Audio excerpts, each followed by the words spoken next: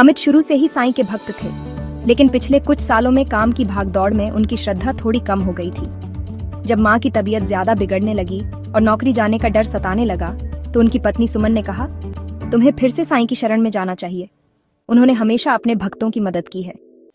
हालांकि अमित को चमत्कारों पर ज्यादा विश्वास नहीं था, लेकिन किसी अदृश्य शक्ति ने उन्हें शिरडी जाने के लिए प्रेरित किया। वह अगले ही दिन अपनी माँ के लिए प्रार्थना करने शिरडी रवाना हो गए।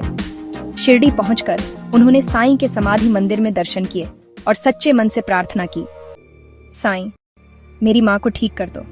अगर आपने मुझे जीवन में कभी आशीर्वाद दिया है तो इस बार भी मेरी मदद करो। अमित जब मंदिर से बाहर निकले तो एक बूढ़े साधु ने उन्हें रोककर कहा, श्रद्धा और सबूरी रखो, साईं तुम्हारे साथ है, घर जाओ, सब ठीक हो जाएगा। अमित चौंक गए, क्योंकि उन्होंने उस साधु को पहले कभी नहीं देखा था और उन्होंने तो अपनी परेशानी किसी से साझा भी नहीं की थी। लेकिन उस अजनबी की आंखों में एक गहरी शांति थी, मानो वह सब कुछ जानते हों। मुंबई लौटते ही उन्हें एक और बड़ा झटका लगा। डॉक्टर ने कहा कि उनकी माँ की हालत बहुत नाजुक है और अगले 24 घंटे बहुत महत्वपूर्ण है। अमित को साईं की बात याद आई, श्रद्धा और सबूरी रखो। वह अपनी माँ के पास बैठे और साईं का नाम जपने लगे। अचानक माँ की आंखें हल्की हल्की खुलने लगी। डॉक्टर ने चेक किया और चकित रह गए। यह तो चमत्कार है।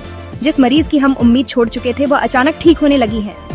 अगले कुछ दिनों में उनकी माँ पूरी तरह स्वस्थ हो गई। इसके कुछ हफ्तों बाद अमित की कंपनी को एक बड़ा प्रोजेक्ट मिला, जिससे उनकी नौकरी भी सुरक्षित हो गई। अमित को अब यकीन हो गया था कि साईं आज भी अपने भक्तों की मदद करते हैं। उन्होंने प्रण लिया कि हर साल वह शिरडी जाएंगे और जरूरतमंदों की मदद करेंगे। इस तरह साईं ने एक बार फिर साबित किया कि सच्चे दिल से की गई प्रार्थना कभी व्यर्थ नहीं जाती।